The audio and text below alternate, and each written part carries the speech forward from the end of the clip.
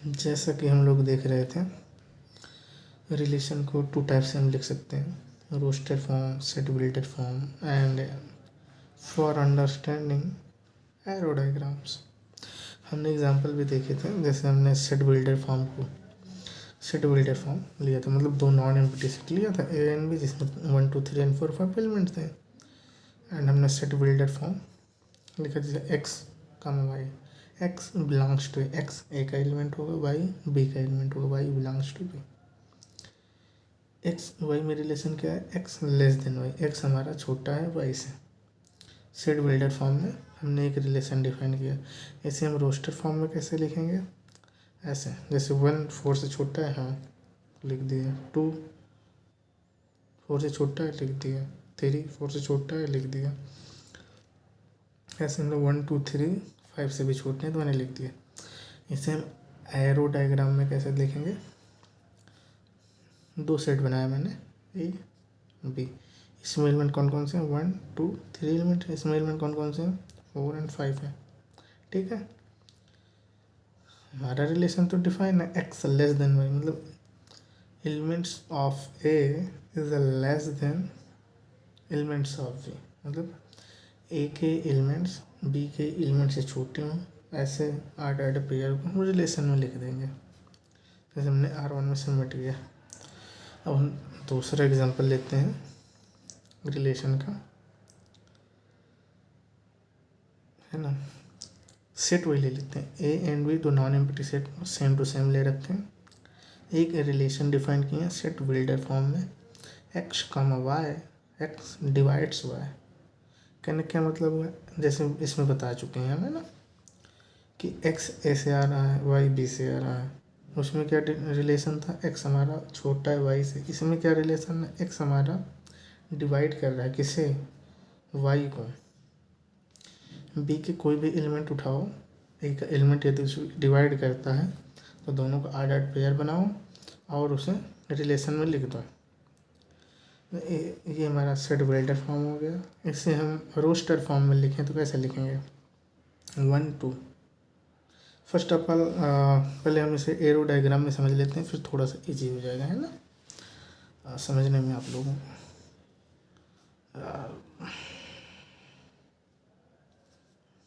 ए हो गया, ए में क्या है, 1 2 3 है। बी में कौन कौन से एलिमेंट है, 4 एंड 5। जैसे मेरा एक्स डिवाइड जो है, ए का एलिमेंट बी के एलिमेंट को डिवाइड कर, क्या 1 4 को डिवाइड करता है, हाँ रिलेट कर दो। क्या 1 5 को डिवाइड करता है, हाँ रिलेट कर दो। 2 4 को डिवाइड करता है, यस रिलेट कर दिया वेरी इजीली, है ना। ये हमारा हो गया relation R2 A and B, 1 4 1 5 2 4। बस, क्या मेरा 3 4 को डिवाइड करता है, नहीं करता। क्या 2 5 को करता है, नहीं करता। तो ये इसके आर्डर पेयर के एलिमेंट नहीं होंगे, है ना। अब हम एक एग्जांपल ऐसा लेते हैं जिसमें ज़्यादा एलिमेंट हो, जैसे यहाँ पे मैंने ले रखा है, दिख रहा होगा आप लोगों को। ए कोई एलिमेंट लेते हैं, है ना, ए नॉन एम्प्टी सेट जिसके पास 4 एलिमेंट्स हैं, 1 2 3 4। हम एक set builder form relation define करते हैं, R3 से जो डिनोट कर रखा हूँ, X comma Y, x belongs to A, Y belongs to, क्योंकि मैंने केवल एक ही सेट लिया है। यहाँ पे हम रिलेशन का सबसेट कहाँ से लेंगे, ए क्रॉस 8, क्योंकि हमारे पास ए एक ही है तो ए क्रॉस 8 उठा लेंगे। एक्स भी ए से आ रहा है, वाई भी ए से आ रहा है। रिलेशन क्या है मेरा एक्स वाई में, वाई जो हमारा सेकेंड एलिमेंट है आर पेयर का, एक्स प्लस 1 है, एक्स में एक ऐड करने पे बन रहा है ना। यदि इसे मैं रोस्टर फॉर्म लिखने से पहले एरो डायग्राम में समझें तो जैसे यहाँ पे मेरा क्या है, 1 2 3 4, ये ए है, इसे यहाँ आर्डर पेयर मैंने एक्स से डिनोट किया है ना। और यहाँ पर भी ए ही है क्योंकि एक राशि से उठा रहे हैं एलिमेंट।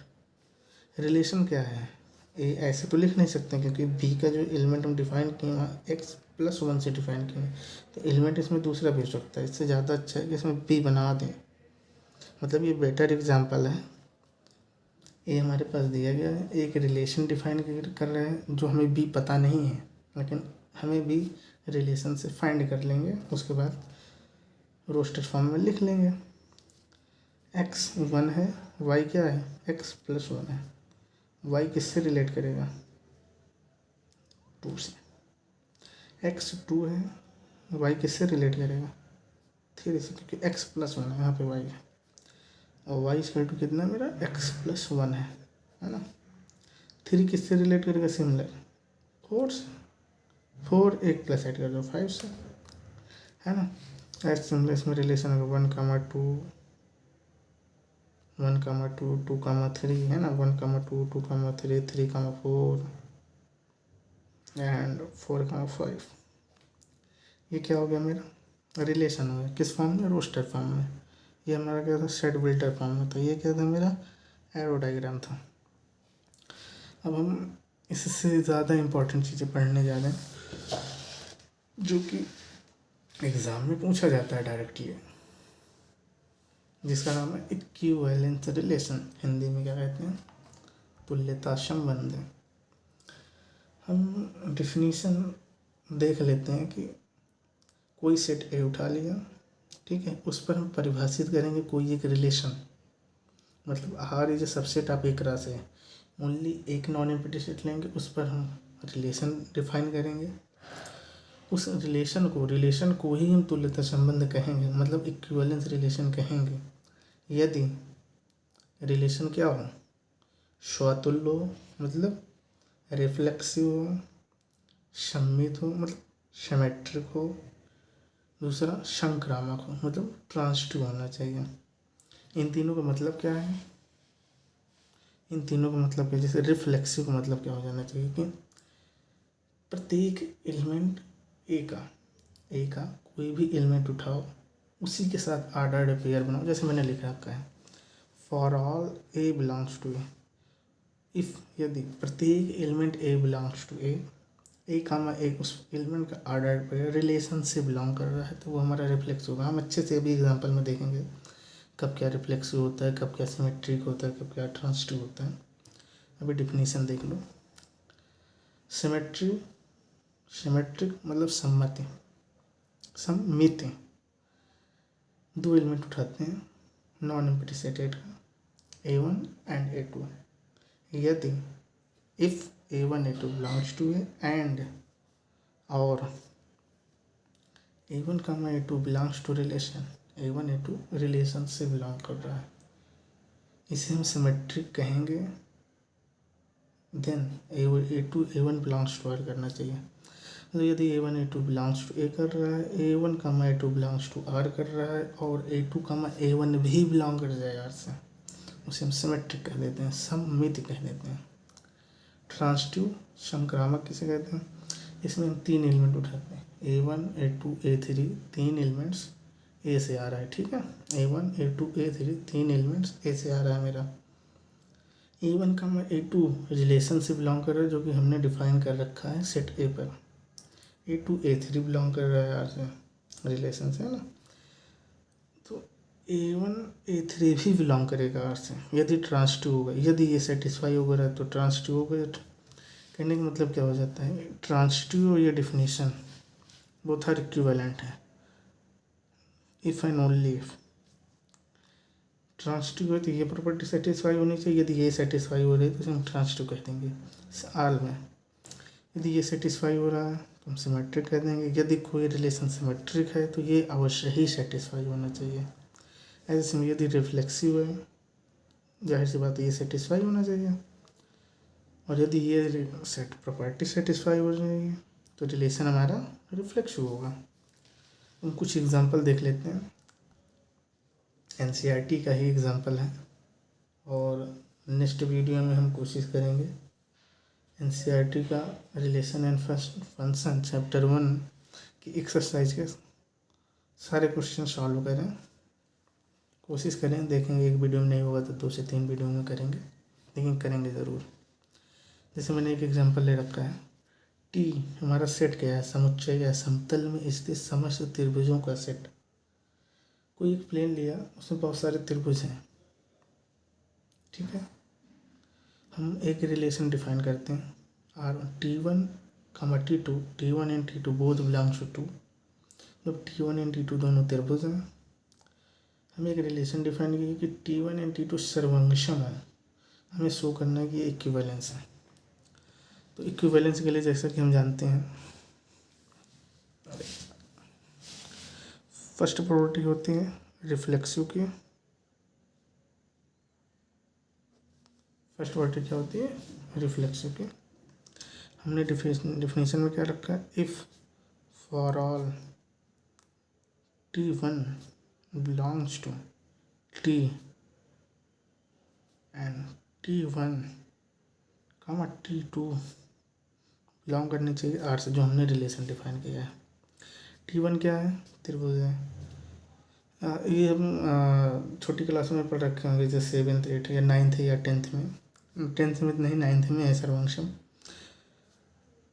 दो त्रिभुज सर्वांगसम होंगे यदि उनके same angle, same side, same sides, same length की होनी चाहिए। जो त्रिभुज मैंने T1 उठाया वो इटसेल्फ का सर्वांगसम होता है। यदि मैं ये त्रिभुज उठाऊँ, मान लो इसका नाम दे दिया T1, हालांकि सेम नहीं बनेगा लेकिन बनाने की कोशिश कर रहा हूँ, समझ लेना ये T1 है। दो इन दो सर्वांगसम है। सर्वांगसम कब होते हैं, जैसे एक त्रिभुज बनाया, दूसरा त्रिभुज ऐसा बने कि डिट्टो इसे पे कॉपी हो जाए, उसे हम सर्वांगसम कह देते हैं। ये रिफ्लेक्सिव हो गया। सेकेंड हम क्या समझेंगे, सिमेट्रिक, है ना। सिमेट्रिक में क्या है, जैसा कि हमने डिफिनेशन में देख लिया, इसमें 2 एलिमेंट उठाए जाते हैं, जैसे T1 T2 belongs to T। दो त्रिभुज ले लिया, फर्स्ट का नाम T1 दे दिया, सेकंड का नाम T2 दे दिया।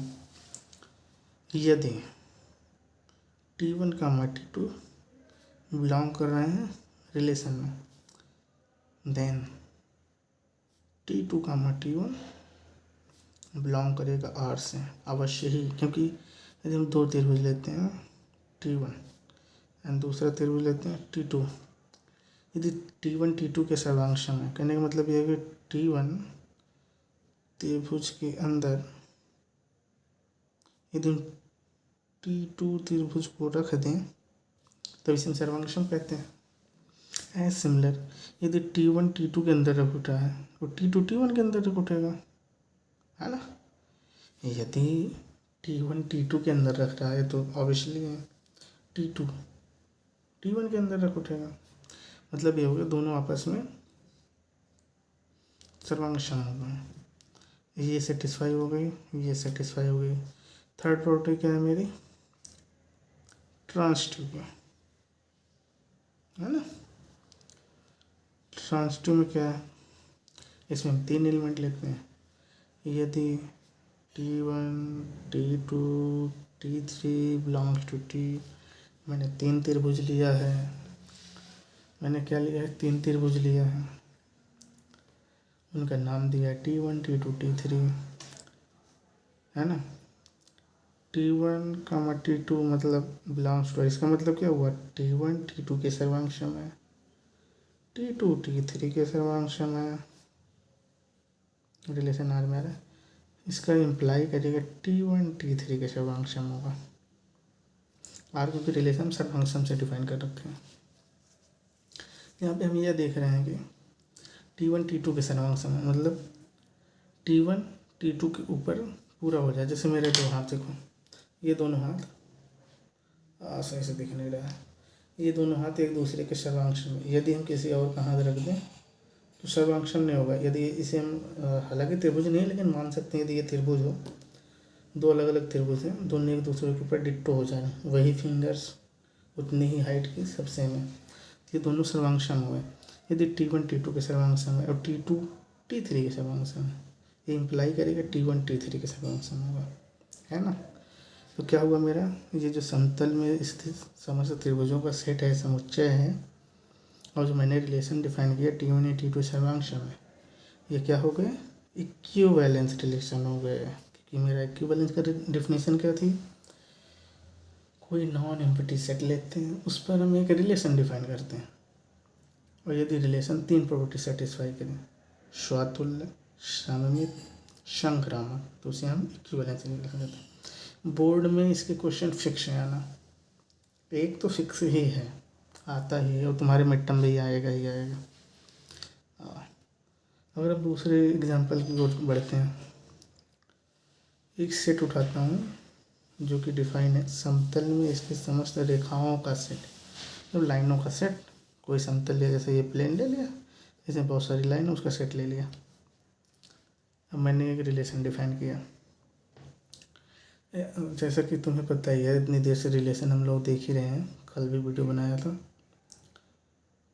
रिलेशन डिफाइन करने के लिए हमें ऑर्डर्ड पेयर चाहिए, क्योंकि मैंने पिछले वीडियो में ही बताया था कि जो भी एलिमेंट होते हैं रिलेशन के, वो ऑर्डर्ड पेयर होते हैं। टू सेट जैसे हमने ऐसे देखा रखा था ना, ये देख लेते हैं, ऐसे लिया था ए बी, यहाँ कुछ एलिमेंट थे, यहाँ कुछ एलिमेंट थे, फिर दोनों को ऐसे ऑर्डर्ड पेयर में लिखा था इसे, और ये रिलेशन के अंतर्गत आता था, वही कह रहा हूँ। तो रिलेशन डिफाइन करने के लिए हमें ऑर्डर्ड पेयर चाहिए, और दोनों एल से आएंगे। हमने रिलेशन डिफाइन किया कि दो लाइनें आपस में परपेंडिकुलर हैं, तो हमें ये शो करना है, ये सिमेट्रिक तो है, मतलब सममित तो है, संक्रामक नहीं है, स्वतुल्य भी नहीं है, मतलब ना तो रिफ्लेक्सिव है ना तो ट्रांसिटिव है, ओनली सिमेट्रिक है। हम इसे देखते हैं बेखूबी से और अच्छे से। एक ऐड देख लेते हैं, रिफ्लेक्सिव। और रिफ्लेक्सिव के लिए हम ये करते हैं, जैसे कि मैंने डिफिनेशन में बता ही दिया है, for all L1 belongs to L, क्या L1 comma L2, sorry L1 comma L1 belongs to R2, क्योंकि रिलेशन R2 से पाएंगे, क्या ये बिलोंग करेगा। यदि हम एक लाइन लेते हैं, क्या ये लाइन खुद के परपेंडिकुलर है, क्योंकि रिलेशन में डिफाइन कर रखे हैं, नहीं है, क्योंकि परपेंडिकुलर होने के लिए हमें एटलीस्ट 2 लाइन चाहिए कम से कम, क्योंकि कोई लाइन होगी किसी पर परपेंडिकुलर होगी तभी तो हम परपेंडिकुलर कहेंगे, मतलब 90 डिग्री का एंगल बनाना चाहिए, तो ये नहीं बिलोंग कर रहा है। एक लाइन आपस में परपेंडिकुलर कैसे हो सकती है, स्वयं में परपेंडिकुलर कैसे हो सकती है, पॉसिबल ही नहीं है, तो ये रिफ्लेक्सिव नहीं हुआ। बात आती है सिमेट्रिक की, देख लेते हैं भाई ये सिमेट्रिक है नहीं है, क्या है, कैसा सीन है। इसके लिए क्या करते हैं, हमने 2 एलिमेंट उठाया, एलिमेंट कह रहे हैं लेकिन यहाँ पे एलिमेंट लाइन है, कि एलिमेंट सेट में जो भी होता है उसे हम एलिमेंट कहते हैं। अब सेट यहाँ हमारा रेखाओं का है, तो एलिमेंट क्या होगा, रेखा होगा, मतलब लाइन्स होंगे। L1 L2 belongs to L कर रहे हैं, यदि if L1 comma L2 belongs to R2 means, इसका मतलब क्या हुआ, L1 perpendicular to L2, line L1 perpendicular है L2 के। क्या हम ये नहीं कह सकते कि लाइन L2 परपेंडिकुलर है L1 के। अब यार हम 2 लाइन लेते हैं ऐसे, ये परपेंडिकुलर है, अब या कहीं इसे हम L1 दे लेते हैं, इसे L2, चाहे हम कहें L2 L1 के परपेंडिकुलर या L1 L2 के परपेंडिकुलर, बात बराबर है। L2 L1 के परपेंडिकुलर का मतलब क्या हुआ, L2 comma L1 belongs to R2। Symmetric की डेफिनेशन भी तो यही होती है, मतलब ये सिमेट्रिक सेटिस्फाई हो गया। सी हम देख लेते हैं, क्या ट्रांसिटिव, ट्रांसिटिव की हिंदी क्या, संक्रामक। ट्रांसिटिव देख लेते हैं, ट्रांसिटिव में 3 एलिमेंट उठाना, L1 L2 L3 belongs to L, 3 line उठा लिया। क्या कह रहा है, if L1 comma L2 belongs to R, L2 comma L3 belongs to R, क्या L1 कामा L3 बिलोंग करेगा R से, ये हमें चेक करना है। मतलब भाई 2 लाइन ले लिया, ये इसके परपेंडिकुलर है, इसे हम L1 दे लिया, इसे L2 दे लिया, दूसरी लाइन ले लिया, यहीं पे देख लेते हैं भाई, लो मैं इसके पैरेलल खींच दिया, इसे हम L2 दे L3 दे दिया, ये तो इसके परपेंडिकुलर है, ये सेटिस्फाई कर रहा है। L1 L2 के परपेंडिकुलर है, L2 L3 के परपेंडिकुलर है। क्या L1 L3 परपेंडिकुलर है आपस में? नहीं है, क्योंकि L1 और L2 पैरेलल लाइन है, 180 डिग्री कोण बना रहा है एंगल, तो ये नहीं होगा, मतलब ये नहीं है। क्या नहीं है? ट्रांजिटिव नहीं है। तो निष्कर्ष ये निकला कि मैंने जो सेट ले रखा है वो रिफ्लेक्सिव है, नहीं है। क्या लिख रखा है question? So that R2 is a symmetric but neither reflexive not transitive, ना तो रिफ्लेक्सिव ना तो ट्रांजिटिव है। आगे हम देखते हैं, एक सिंपल एग्जांपल लेते हैं मैथमेटिकली। ये थोड़ा सा लैंग्वेज मॉडल हो गया, लेने की कोशिश। जैसे मेरा सेट ले लिया A 1 2 3, जिसके पास 3 एलिमेंट है, नॉन एम्प्टी सेट A 1 2 3। एक रिलेशन डिफाइन किया 1, 1 2, 2, 3, 3, 1, 2, 2, 3, है ना। ये कौन सी फॉर्म है? सेट बिल्डर फॉर्म है या रोस्टर फॉर्म? रोस्टर भूलने करना है ना। सेट बिल्डर में होता है तो रिलेशन डिफाइन करता है, जैसे ऑर्डर पेयर लेते हैं और कुछ रिलेशन होगा x y less than y या डिवाइड बाई समथिंग, कुछ भी डिफाइन कर सकता है, जैसे कि हम लोग पहले देख चुके हैं। इस सेट रोस्टर फॉर्म हो गया। हमें चेक करना है कि R हमारा रिफ्लेक्सिव तो है, ना तो सिमेट्री है ना तो ट्रांजिटिव है। सिंपल सा देखते हैं। पहला क्या है? रिफ्लेक्सिव। रिफ्लेक्सिव के लिए हम क्या देखते हैं, जैसे ए कोई एलिमेंट उठा लें, for all A belongs to A में कितने 1 2 3, ए काम है बिलोंग्स टू आर करना, बिलोंग्स टू आर करना चाहिए। क्या 1, 1 बिलोंग टू आर कर रहा है? हाँ भैया कर रहा है, ये है। क्या 2, 2 बिलोंग कर रहा है? हाँ भैया ये भी कर रहा है, ये तो पड़ा हुआ है अपने पास।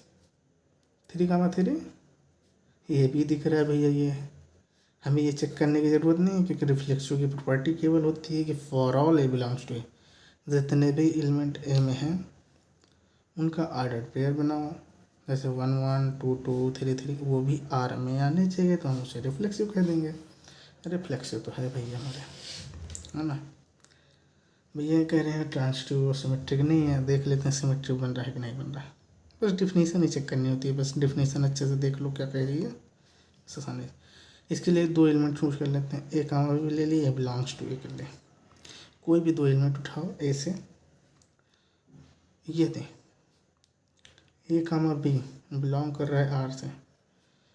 जाहिर सी बात यह है, यदि सिमेट्रिक है बी कामा ए भी बिलोंग करना चाहिए आर से। जैसे 1, 1 2, 2 3, 3, यदि सेम एलिमेंट लेते हैं, ए इक्वल टू बी ले लेते हैं, तो सेटिस्फाई हो ही रहा है। हम ये देखने की कोशिश करते हैं, जैसे फर्स्ट ही ले लेता हूँ, ये 1, 2 ले लिया, बिलोंग कर रहा है आर से। क्या हमारा 2, 1 बिलोंग कर रहा है? नहीं कर रहा है ही नहीं। कैसे हो गया सिमेट्रिक? नहीं हुआ। दूसरा भी ऑर्डर पेयर देख लो, जैसे 2, 3 क्या कर रहा है?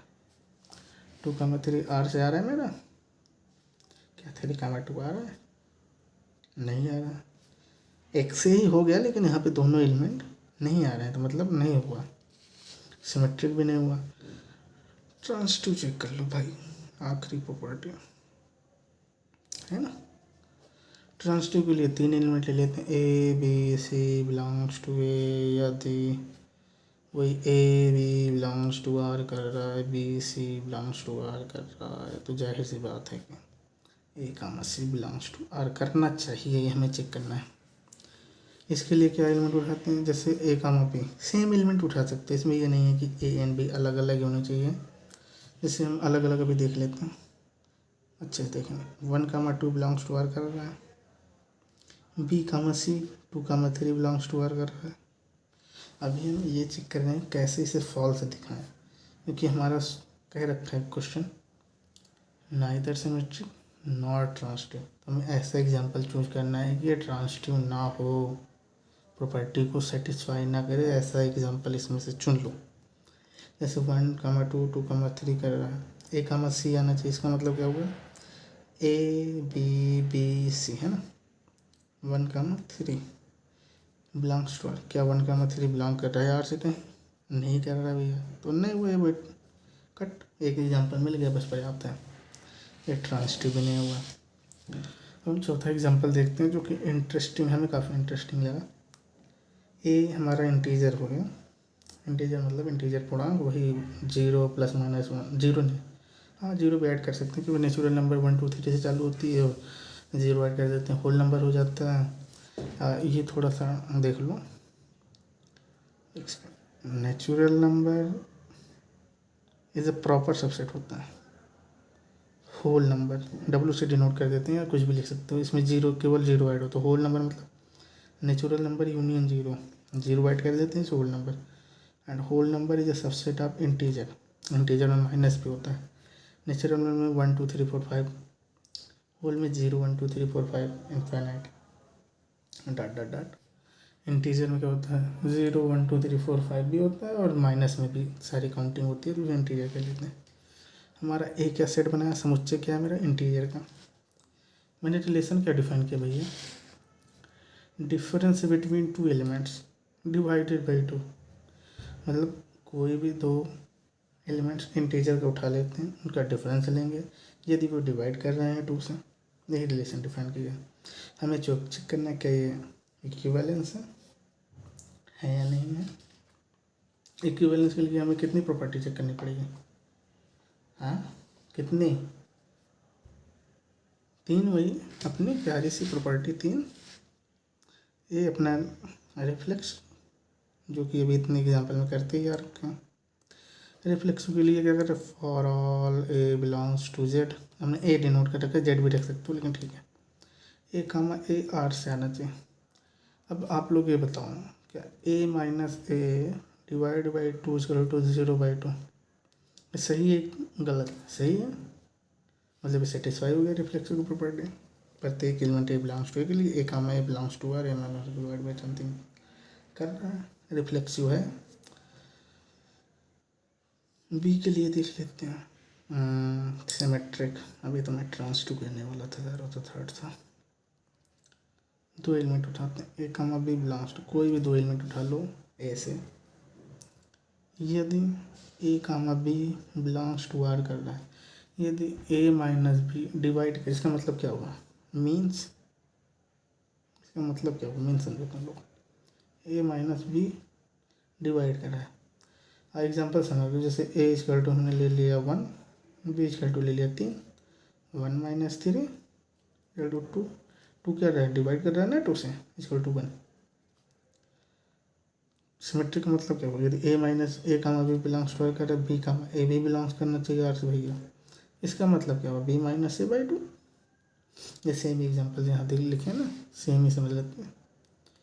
3 - ए कर भी लिए, -2 आ गया, क्या -2 डिवाइड नहीं करेगा, हमें ये तो कहने है कि जो डिविजिबिलिटी है, डिवाइड करने के बाद जो आ रहा है वो सेम आना चाहिए, बस डिवाइड करना चाहिए, डिवाइड कर रहा है अपने अपने। तीसरा हम लोग देख लेते हैं ट्रांसिटिव। ट्रांसिटिव के लिए 3 नेक्स्ट पेज में देख लेते हैं, पेज फुलफिल होगा अपना। तो कुछ एक्सरसाइज भी दे रखा हूँ वैसे तो, दिख रहा होगा, हाँ दिख रहा है। ट्रांसिटिव देखना था, क्वेश्चन क्या था, ए हमारा इंटीजर था, रिलेशन था मेरा x, y सच दैट, इसे सच दैट कहते हैं, 11 में सीखा होगा वैसे पढ़ने के लिए ये सेट बिल्डर फॉर्म को। Difference between 2 elements divisibility bye 2, ये हमें ट्रांसिटिव चिकन, ट्रांसिटिव के लिए हमें 3 एलिमेंट लेने पड़ते हैं, ए बी सी 3 एलिमेंट उठा लिया भाई, कहाँ से, ए से। होती क्या प्रॉपर्टी, यदि ए कामा बी बिलोंग कर रहा है भैया आर से, मतलब मीन्स है इसका मतलब, इम्प्लाई दूसरा मतलब लेना कि देन वाला, मीन्स डिफरेंस डिवाइड बाई 2। दूसरी property B comma C belong कर रहा है आर से, means B minus C divide by 2। हमें ये चेक करना है क्या ए कामा सी बिलोंग करना चाहिए आर से, मतलब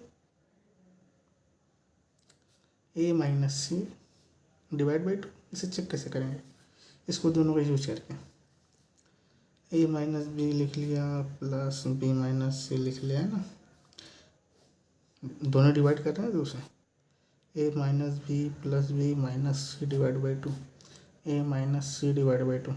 अकॉर्डिंग टू डिफिनीशन क्या है, रिफ्लेक्सिव रिलेशन जो डिफाइन किए हैं, ए कामा सी, है ना, जब ए comma c belongs to that set. मतलब जो मैंने इंटीजर वाला एग्जांपल लिया था वो हमारा हो गया इक्विवेलेंस। क्यों? क्योंकि ये रिफ्लेक्सिव भी है, सिमेट्रिक भी है, ट्रांजिटिव भी है। और मैंने कुछ रिमार्क डाल रखे हैं, इस पर देखते हैं।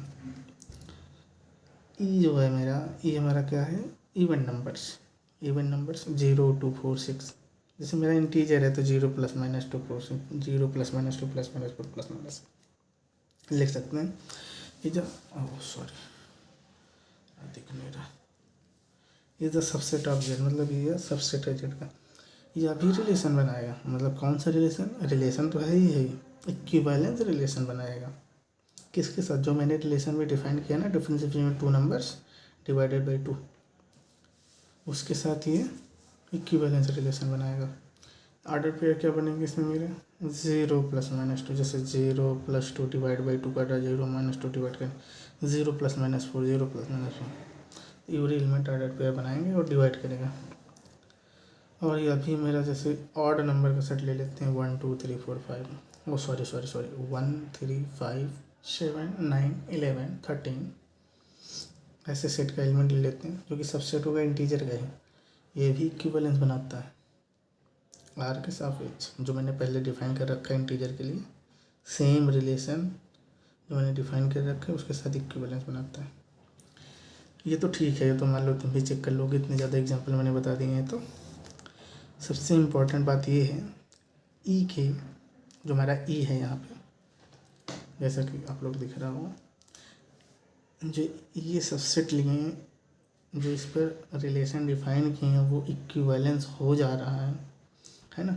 उसे हम डिनोट कैसे करते हैं, 0 से लिखते हैं, 0 क्लोज ब्रैकेट्स, है ना, इससे लिखते हैं। और जो ऑड नंबर डिफाइन कर रहे हैं उसे कैसे लिखते हैं, इक्विवेलेंस क्लास को इसे लिखते हैं, कहते क्या है, इसे इक्विवेलेंस क्लास कहते हैं। यहाँ ये इंपॉर्टेंट बात है कि 0 ≠ 1, क्योंकि भैया इवन और ऑड इक्वल तो हो नहीं सकते, 0 ≠ 1। ऐसे हम डिनोट कैसे करते हैं, जैसे कोई भी एलिमेंट ई का हमें डिनोट करना होगा दूसरे क्लास के इक्विवेलेंस क्लास के रूप में, 0 के रूप में नहीं लिखना चाहते हैं, कैसे लिखो, 0 = 2 है। मतलब जैसे हमने दूसरा एलिमेंट लिखना चाहूँ, 0 लिख दिया, यहाँ पे मैंने 2 लिख दिया, कोई फ़र्क नहीं पड़ता, इवन नंबर्स होने चाहिए, 4 लिख दिया। ये सब इक्विवेलेंस क्लास हैं ऑफ ई के। ई बोले तो even sets, even subsets of Z. और जैसे ऑड के लिए देखना चाहिए 1 2 r + 1, जैसे 1 ले लिया, यहाँ पर 2r + 1 2 × 1 + 1 3, या 2 × 2 4 + 1 5, ये इक्विवेलेंस क्लास हो गया। और नोट 2 के तहत मैंने कुछ लिख रखा हूँ, जैसे even and odd union integer हो गया, subsets of element of even subsets of Z, मतलब वह सबसेट जिसमें केवल इवन एलिमेंट्स हैं इंटीजर का, एंड ऑड एलिमेंट्स हैं, उनका यूनियन इंटीजर हो जाएगा, कंप्लीट इंटीजर, और इंटरसेक्शन एम्प्टी हो जाएगा। अब हम कुछ एक्सरसाइज दे रहे हैं जो कि शायद टाइम लगा तो मैं कल डिस्कस करूँगा, एक्सरसाइज भी करना है, मैंने जैसे पहले ही बता चुका हूँ। कल हम लोग कौन सी एक्सरसाइज, एक सेकंड में चेक कर लो, हाँ, रिलेशन एंड फंक्शन क्लास 12 का, जैसे कि आप लोग पता है कि क्लास 12 में पढ़ा ही रहा हूँ। प्रश्नावली 1.1 कितने क्वेश्चन हैं, 16 क्वेश्चन हैं, देखेंगे कितने कर सकते हैं, वीडियो ज़्यादा लंबी ना हो। हाँ, अब एक्सरसाइज थोड़े प्रॉब्लम में दे रहा हूँ। जैसे ए मैंने इंटीजर चूज किया है, समुच्चय ए हमारा सेट इंटीजर का, मैंने कुछ रिलेशन से डिफाइन कर रखे हैं, उसे चेक करना है कि इक्विवेलेंस है या नहीं। इक्विवेलेंस चेक करने के लिए सीधी डिफिनेशन पे जाना है, सिमेट्रिक, रिफ्लेक्सिव, ट्रांजिटिव, मतलब रिफ्लेक्सिव, सिमेट्रिक, ट्रांजिटिव चेक करनी है, 3 प्रॉपर्टी। यदि सेटिस्फाई हो रही है तब ये रिलेशन इक्विवेलेंट रिलेशन होता है, अदरवाइज नहीं होता। फर्स्ट रिलेशन क्या डिफाइन कर रखा है, X belongs to Z, X is a multiple of 3, मतलब रिलेशन में वह एलिमेंट आएंगे जो 3 का मल्टीपल हो, उसे चेक करना है। A2 क्या डिफाइन कर रखा हूँ, x belongs to integer x minus one, मतलब जो भी एलिमेंट जैसे 2 लिए 2 minus one, one is a multiple of 5, नहीं वन कहाँ से मल्टीपल ऑफ 5 है, इसमें आएगा ही नहीं। तो ऐसे पहले तुम्हें इसे रोस्टर फॉर्म में लिखना है, उसके बाद तुम्हें चेक करना है इक्विवेलेंस रिलेशन है या नहीं। अभी तक जितना पढ़ाया हूँ उसके हिसाब से मुझे लगता है कि तुम लोग कर लोगे। और जैसे मैं A3 होना चाहिए ना, खैर नंबर से कोई खास मैटर नहीं करता। तीसरा मैंने रिलेशन डिफाइन कर रखा है, x plus 4 is a multiple of 6। ये तो इसी में आ जा रहा है, मतलब ऐसे लिखना चाहें A3 is a subset of A1, क्योंकि जो मल्टीपल 3 है, नहीं कह सकते, सॉरी, क्योंकि 2 भी तो आ जा रहा है ना इसमें, उसका सबसेट हो जाता है। आप लोग 3 चेक कर लीजिएगा। और दूसरा मैं एक और लिख रखा हूँ प्रॉब्लम, मैंने सेट लिया वो जिसमें एलिमेंट्स हैं 1 2 3 4 5 6 7 एलिमेंट्स हैं, और एक रिलेशन डिफाइन किया हूँ A, B। तो A, B ऑर्डर्ड पेयर बनाएंगे यदि A and B both even हो, A and B both odd हो, या तो इवन हो। मैं इसका वो रोस्टर फॉर्म लिख देता हूँ, दिख रहा होगा ना, हाँ दिख रहा है। और जैसे इवन मतलब अपना 2 भी आ जाएगा कि इवन है, 2 4 भी आ जाएगा, और 2 6 भी आ जाएगा। पूरा नहीं लिखूँगा क्योंकि बहुत सारे इसके एलिमेंट बनेंगे, समझने के लिए लिख दे रहा हूँ। ऑड के लिए मैं डॉट डॉट डॉट करके 7 वाला लिख दे रहा हूँ, 7 1 आ जाएगा, 7 3 आ जाएगा, 7 5 आ जाएगा, 7 6 बीच में फिलअप कर लेना। जैसे 1 के लिए देखोगे 1 1 1 3 1 5 1 7 ऐसे आ जाएंगे। 1 7 7 1 तो सेम ही होता है वो, क्योंकि एक राह से बनाओगे तो जो बनाओगे एक ही साथ रिलेशन ऐसे ड्रा करोगे ना, ये तो है नहीं, दोनों तरफ कर लोगे, ऐसे ही लिखना। आप लोग ये चेक करना इक्विवेलेंस है या नहीं।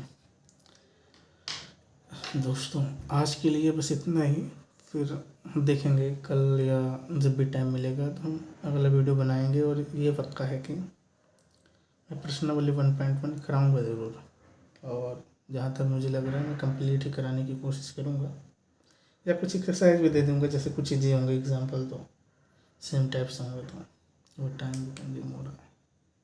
Thank you.